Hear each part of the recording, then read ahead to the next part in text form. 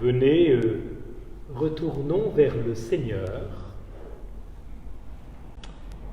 Ces mots du prophète Osée qui ouvrent la liturgie de la parole, cette Eucharistie d'aujourd'hui, ne sont pas sans faire écho à ce que nous entendions en entrant dans ce temps du carême, le mercredi des cendres, où le prophète Joël nous disait « Revenez à moi, de tout votre cœur, dans le jeûne, les larmes et le deuil. » Invitation du Seigneur à revenir à lui, invitation que nous nous adressons les uns aux autres à venir, à retourner ensemble vers le Seigneur. Et si cette invitation ne nous dispense pas à l'entendre personnellement dans notre manière de, oui, disons-le, de faire quelques efforts dans le domaine de la prière, de la maîtrise de soi, du jeûne et de l'ouverture aux autres, le partage, la prière étant bien sûr l'ouverture à le Seigneur, les trois grandes dimensions finalement de notre vie spirituelle. Si donc le carême ne nous dispense pas cette démarche engageant notre personne, en revanche, les deux appels sont conjugués à la première personne du pluriel. Cette invitation à retourner ensemble vers le Seigneur. Alors vous voyez, ça me paraît très beau à entendre parce que cela vous rejoint, un couple qui vouliez vivre ce temps fort que pouvait être ce week-end, cénacle, d'un retour ensemble vers le Seigneur, ou que ce soit aussi avec la communion que nous formons de cette petite communauté du sanctuaire réunie ce matin en lien avec vous dans cette Eucharistie. Revenir ensemble, bien sûr, avec plus largement toute l'Église qui essaye de se laisser ainsi travailler, convertir par la parole et par la présence eucharistique du Seigneur. Alors peut-être sommes-nous invités, et plus précisément dans ce temps paradoxal qu'est le temps des consignes sanitaires qui nous isoleraient, qui nous éloigneraient les uns des autres, sans doute sommes-nous invités alors à aller creuser profond dans la foi vers cette dimension de la communion spirituelle qu'aucune distanciation sanitaire ne peut empêcher, au contraire. Elle ne peut que encourager, stimuler et nous inviter effectivement à entrer dans cette certitude de la foi qu'est ce dogme de la communion des saints. Cette communion des saints, le pape Benoît XVI en parlait de belle manière. Nous pouvons dire que nous nous savons entourés, conduits, guidés par les amis de Dieu. Et sans doute ces amis de Dieu, c'est d'abord nous-mêmes, cette petite communauté que nous formons ici, et par le net, reliée bien sûr à la grande communauté des amis de Dieu, que sont tous les hommes de bonne volonté et ceux qui décident de le suivre à travers le chemin du baptême. Le pape ajoutait, le pape Benoît XVI, « Je ne dois pas porter seul ce que, en réalité, je ne pourrai jamais porter seul.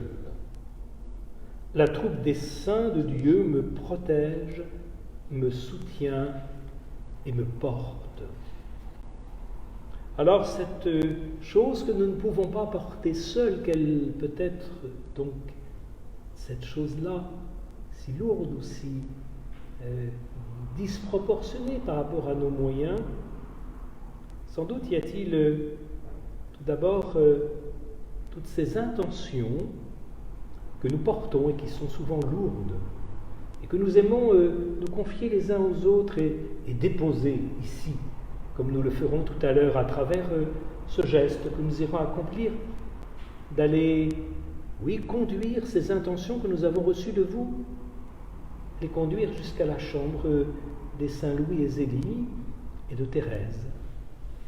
Pas porter seules ces intentions qui sont lourdes, bien souvent à porter, mais aussi ne pas porter seul cet appel à la conversion, à cet ajustement avec le Seigneur.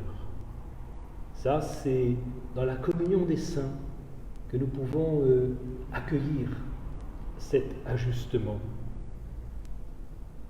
Le deuxième texte de la parole de Dieu nous y encourage à travers cette belle parabole de Saint Luc, de ces deux hommes qui montent ensemble au temple, l'un qui effectivement adresse sa prière au Seigneur et qui a toute raison d'être heureux de sa vie.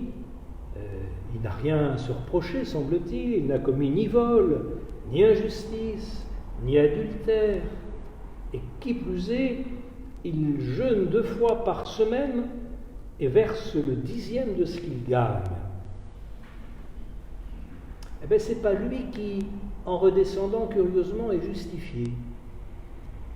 C'est l'autre. C'est l'autre, ce publicain infidèle à la cause d'Israël par son exercice de métier qui vient recevoir les impôts versés à l'adversaire, versés à l'occupant, aux Romains, et qui plus est, qui y trouve assez largement son compte.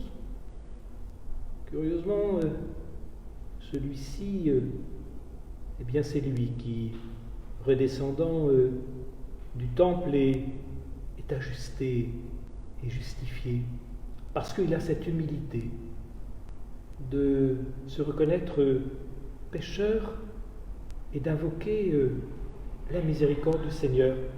Mon Dieu, montre-toi favorable au pécheur que je suis. Tandis que l'un se comparait aux autres dans cette terrible parole, je ne suis pas comme. Je ne suis pas comme. L'autre, dans sa vérité, implorait la miséricorde. Il me semble que c'est à cette vérité-là que notre vie de foi nous conduit. C'est en tous les cas à cette conclusion que la parabole nous encourage, à cette profonde humilité dans la foi. Qui s'élève sera abaissé, qui s'abaisse sera élevé. Thérèse l'avait admirablement compris, qui malgré tous ses efforts et ses bonnes œuvres, et quand on lit sa vie, on peut dire qu'elle en était riche de ses actes d'amour, de ces sacrifices offerts pour nous, pour les pécheurs, pour les prêtres, et qui quand même écrivait au terme de sa vie, au moment de sa consécration au Seigneur, dans son offrande, dans son acte d'offrande, au soir de cette vie. Je paraîtrai devant vous, Seigneur, les mains vides. Car je ne vous demande pas, Seigneur, de compter mes œuvres. Toutes nos justices ont des taches à vos yeux. Je veux donc me revêtir de votre propre justice et recevoir de votre amour la possession éternelle de vous-même. Je ne veux point d'autre trône ni d'autre couronne que vous, ô mon bien-aimé. Qu'est-ce qui peut faire notre justice lorsque toutes nos œuvres ont des taches aux yeux du Seigneur, si ce n'est que de venir en sa présence nous laisser ajuster par lui-même.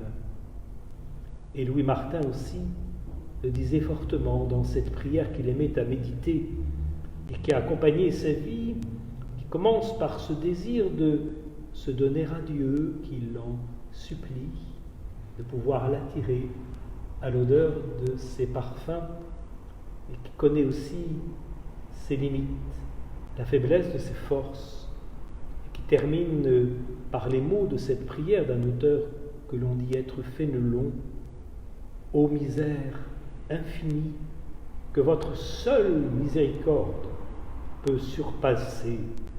Moins j'ai eu de lumière et de courage, plus j'ai été digne de votre compassion, ô Dieu bon. Il peut arriver que sur ce chemin du carême, nous soyons un petit peu découragés de nos lenteurs, de nos faiblesses, de nos chutes, méditons cette belle parabole, ce bel évangile qui nous invite à compter non pas d'abord sur nos forces, mais à cette proximité de Dieu dont nous nous rapprochons, vers lequel nous revenons pour nous laisser sans cesse ajuster à lui-même, car c'est cette relation même qui nous justifie, nous dit l'Évangile aujourd'hui. Amen.